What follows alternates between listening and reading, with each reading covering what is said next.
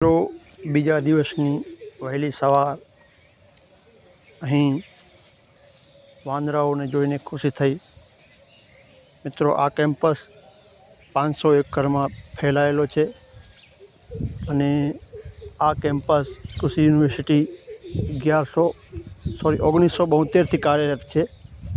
1972માં કૃષિ યુનિવર્સિટીનો પાયો નખાઈ ગયો હતો અને આ જમીન સરકાર હસ્તગત થઈ ગઈ હતી। ત્યારથી અહીં કૃષિને લગતા વિવિધ સંશોધનો કરવામાં આવી રહ્યા છે।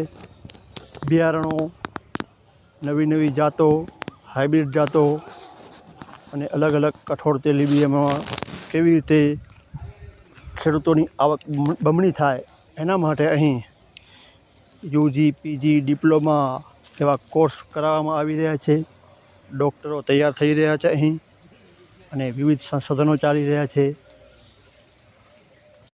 મિત્રો આપણે તેલીબિયા સંશોધન કેન્દ્ર પર પહોંચી રહ્યા છીએ, જ્યાં તમે જોઈ શકો છો આ એરંડાની લગભગ 10-12 જાતો છે।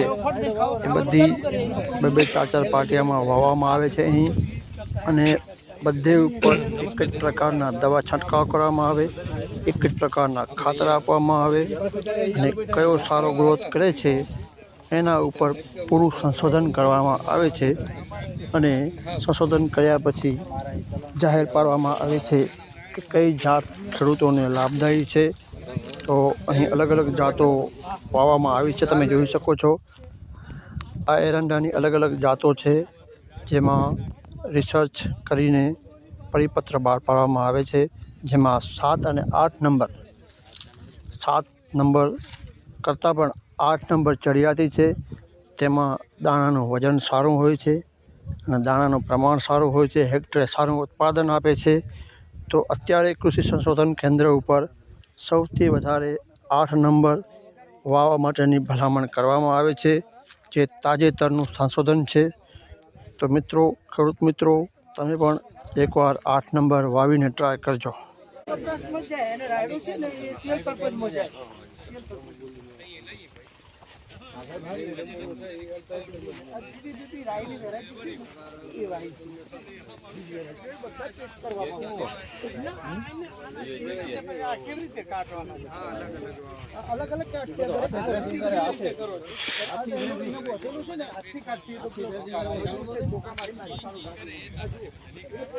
हाँ है 11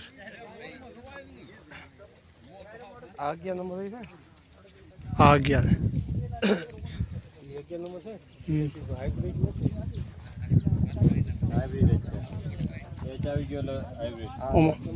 નથી, હાઇબ્રિડ નથી।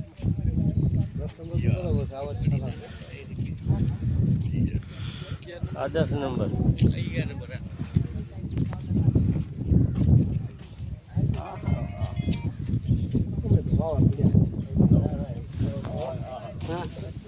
અમે 8 નંબર ને 8 નંબર વાયા, પણ 8 નંબર નથી આવ્યા। તો 8 ના દેખે એવા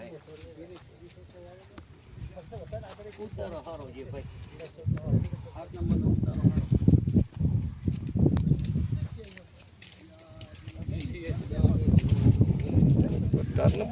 છે। 9 નંબર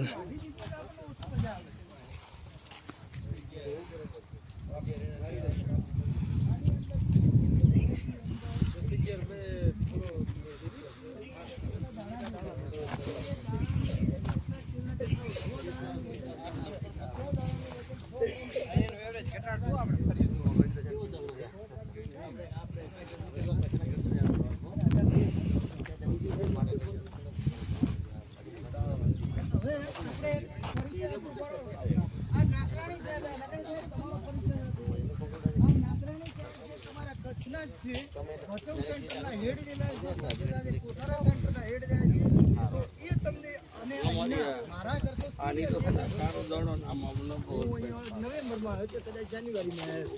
હવે ભાઈ સાથે છૂટા પડ્યા હતા કોલેજમાંથી, ફેંક્યા ને અમને બેને, હું ભચાઉ બાજુ પડ્યો અને આટલા નજીકમાં પડ્યો, એટલે એ હવે આગળની માહિતી કચ્છના માળું આવી, આ કચ્છી માળું છે। કેવું કામ તમારું છે? લક્ષ્મીભાઈ નાનપણની આજુબાજુ પેલો ફોટો મને મોકલજો. અચ્છા એટલે મને મોકલી દે. મારો નંબર આપી દઈએ એટલે મારે સ્વામિનારાયણ ભેગા પડતા.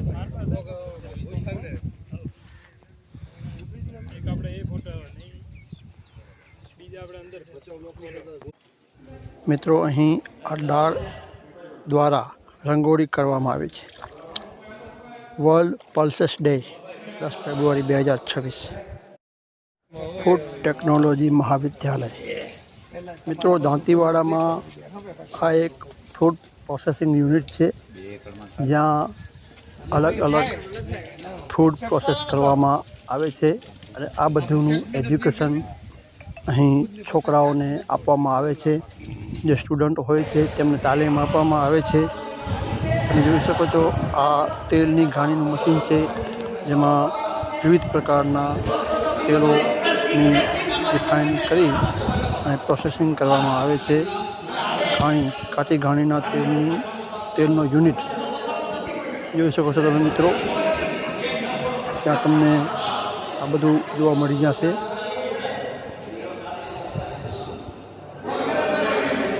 આ બાજુ મિત્રો જે ફિલ્ટર કરવામાં આવે છે તેલ એનો આ મશીન છે અને આ બાજુ પ્રોસેસિંગ તેલનું થાય છે.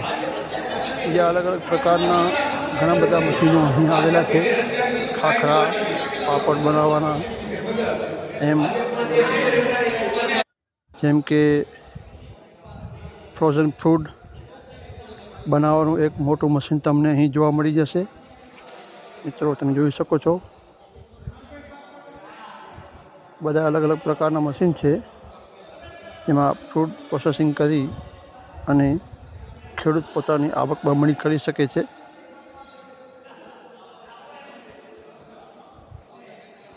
મિત્રો આ છે ફ્રોઝન ફૂડ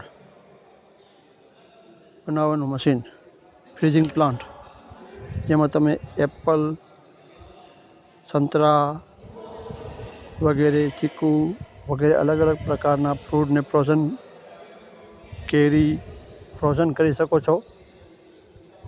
તમે લાંબો ટાઈમ સાચવી શકો છો અને એનું વેચાણ કરી શકો છો. જેમાં ફૂડ જે પણ સફરજન કે કાંઈ પણ હોય, કેરી, એના ટુકડા કરી અને ફ્રીજ કરવામાં આવે છે જેથી એ લાંબો સમય બગડતા નથી.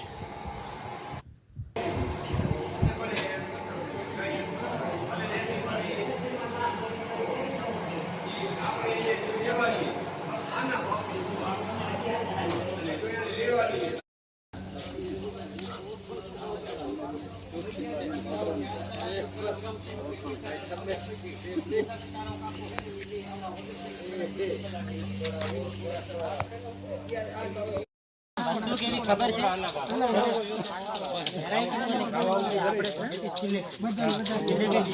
સારી વસ્તુ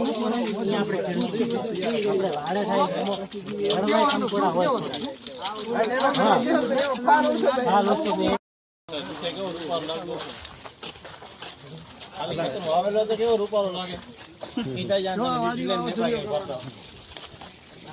બોલા પારા ચડાવી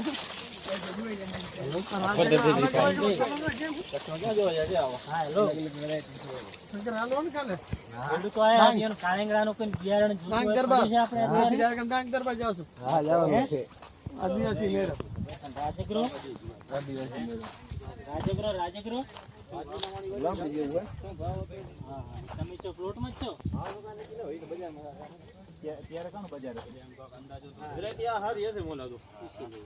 આપણી અહીં છે લાલ વાળું થાય, પીળો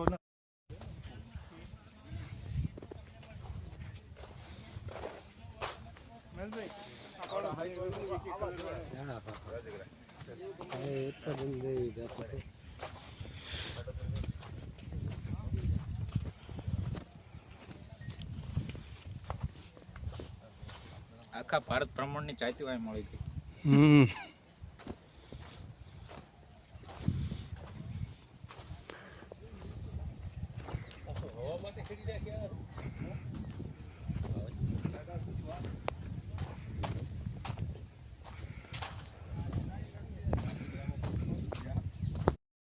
તમે ફોટાની કટક રાખજો તમે જોઈ. હમ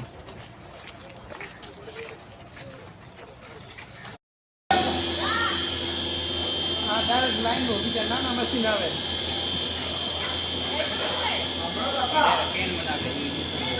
લાઈનમાં પણ આવતું હશે દૂધ ને લાઈનમાં જતું રહે. લાઈનમાં દૂધ જતું હશે ડાયરેક્ટ હા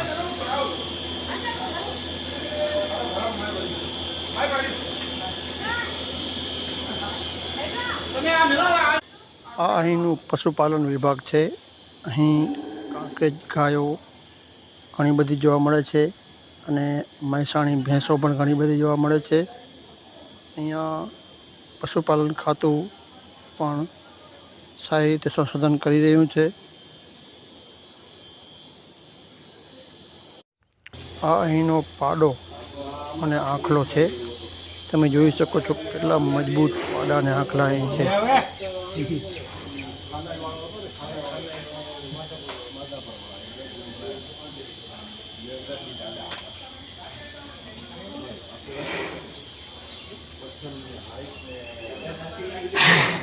બાપરે બાપ.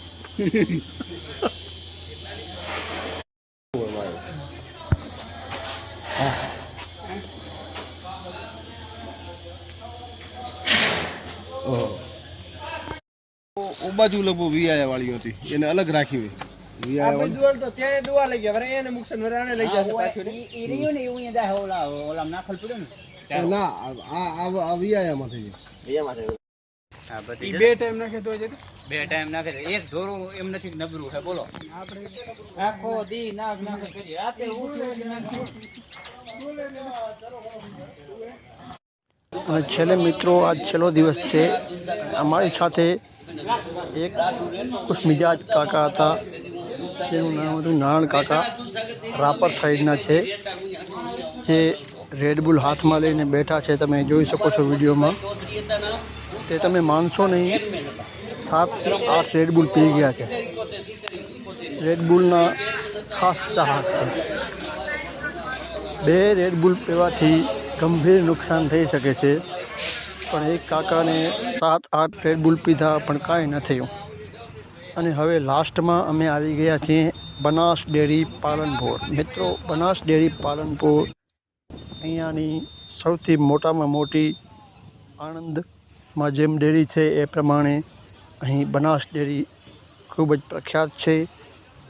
અને મિત્રો આ ડેરીની મુલાકાત લેવા અમે આવ્યા છીએ. પૂરી વિઝિટ અમે કરી. મિત્રો અંદર વિડીયો અલાઉડ નથી. બારે મને જે વિડીયો ઉતારવા મળ્યો એટલો હું તમને બતાવી રહ્યો છું.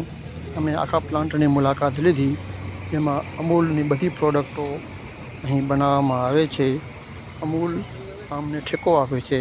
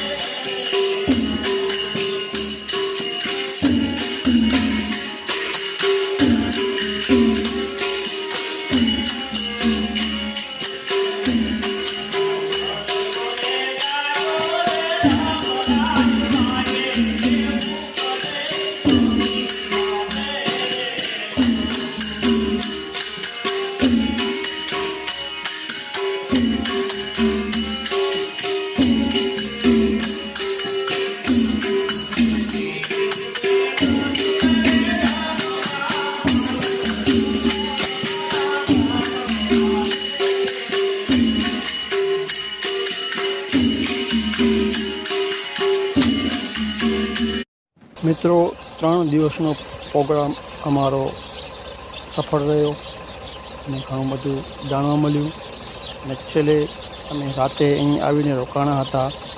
ભજનની થોડી મોજ માણી હતી અને સવાર થઈ ગઈ છે. તો હવે મિત્રો આ ખેડૂતનો પ્રવાસ તમને કેવો લાગ્યો કમેન્ટના માધ્યમથી જરૂર જણાવજો. વિડીયોને લાઈક અને ચેનલને સબસ્ક્રાઈબ જરૂર કરજો.